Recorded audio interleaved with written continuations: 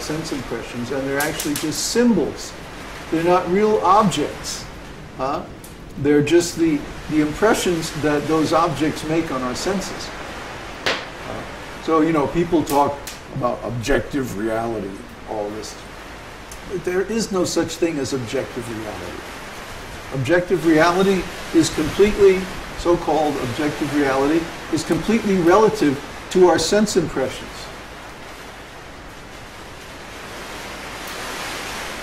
Is that flue open all the way? The wind in the same direction. That has to blaze up really hot. You have to make it really hot so that it, yeah.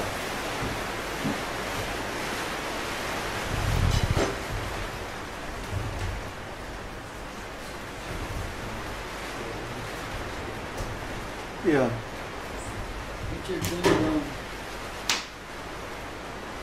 Get some small wood and put it on there so it blazes up. It's going to go out after a while. You got to get some small pieces and keep it going like that. Just put the small pieces around the gaps? In back, like in back and in the gaps, yeah. Okay. And keep it blazing. Otherwise, it's not going to be hot enough to counteract the wind. Where was that?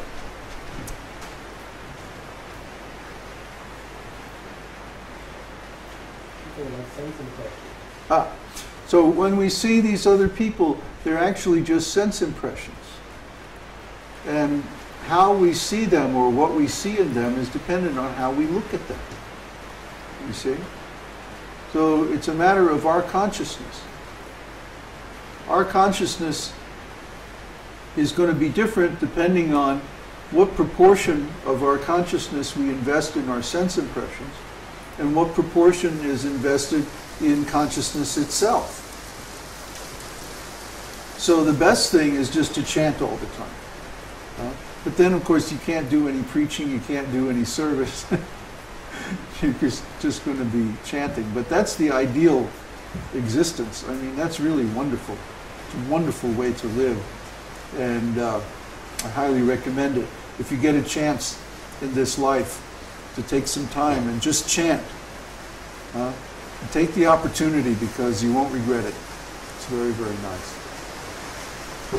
Any other comments? Yes. Comment from guest. What if I get more angry with myself than with others? Is it suppression? Well, if you know you're angry, it's not suppression, is it? Doesn't matter who you get angry at.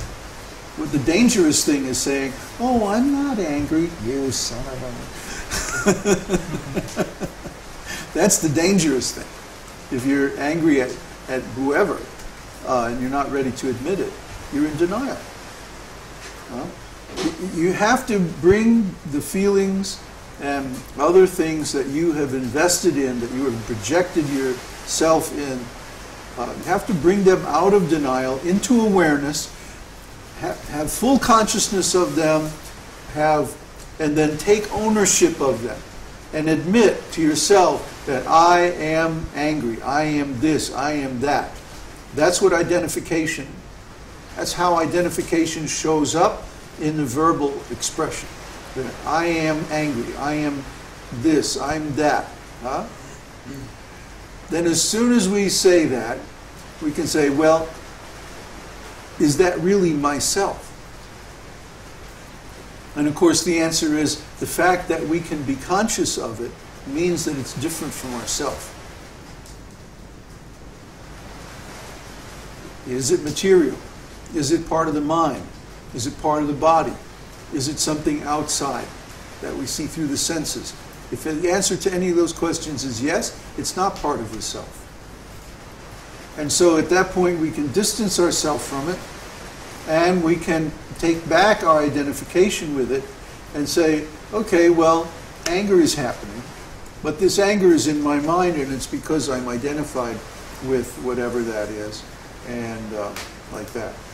So if you're angry with yourself, then you have to ask yourself, why am I angry with myself? Did I do something that I didn't want to do, or not do something that I wanted to do, or You know, what's the reason?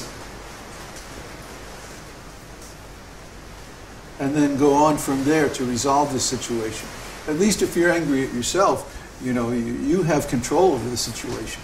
If you're angry at what somebody else is doing, you have no control over what they're going to do. You have to really be detached.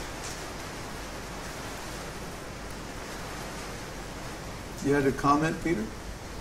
So it seems to me that in order to distance yourself, you know, first you have to use your intelligence to distinguish. First you have to recognize, okay, I'm angry. Then you have to realize, and then, okay, in order to distance yourself from it, the problem I see is because we have so many material impressions in our mind. It prevents us from being able to distance ourselves from it. Yes, that's why chanting helps. Even if you're in this state of identification or whatever it is, if you start chanting, this will immediately shed light into all of these things. But you still have to know. You still have to know that, okay, I'm identified, or okay, I'm projecting, or okay, I'm thinking that this is myself, but it's not really myself. That knowledge comes from devotional service. It comes from the scriptures. It comes from Bhagavad-gītā. Bhagavad-gītā in the 2nd chapter says that the self is only the soul, pure consciousness. Everything else is part of the body.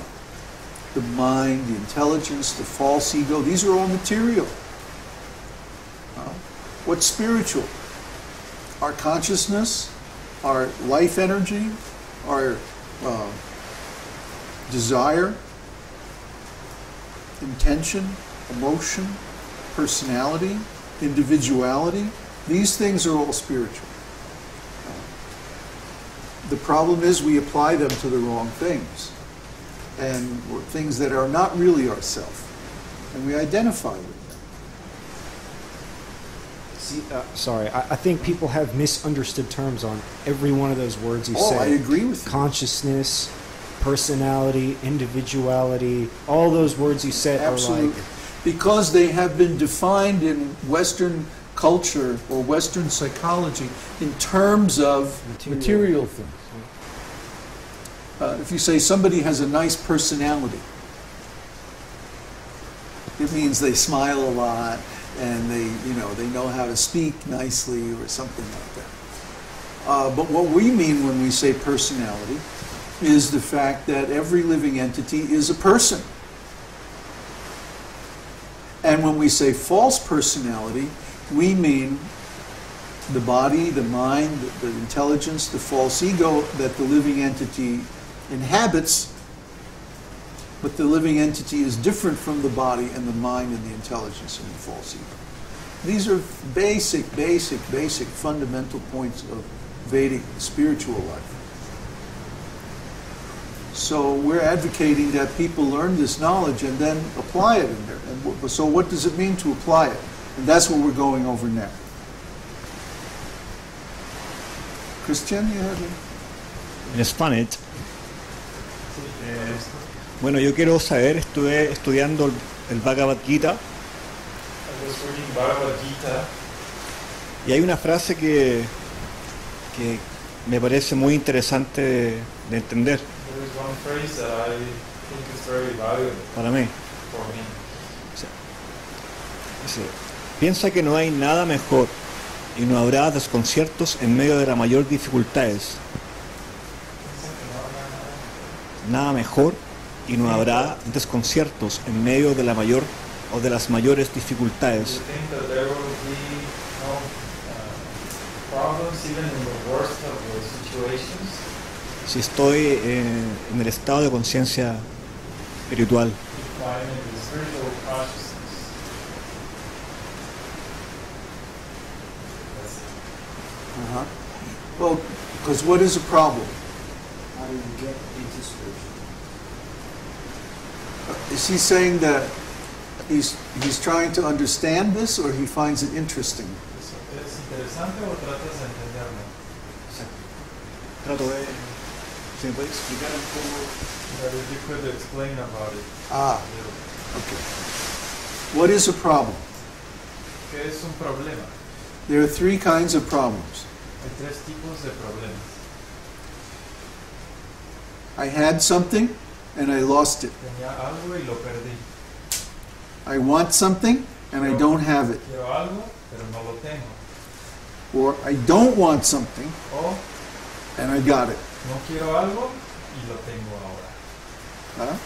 Three kinds of problems. Tres tipos de problemas. All these problems are related to the body. Todos estos problemas están relacionados con el cuerpo. Isn't it? ¿O no? Yeah. Or the mind. O la mente. Yeah. Yeah. So Así que these problems can exist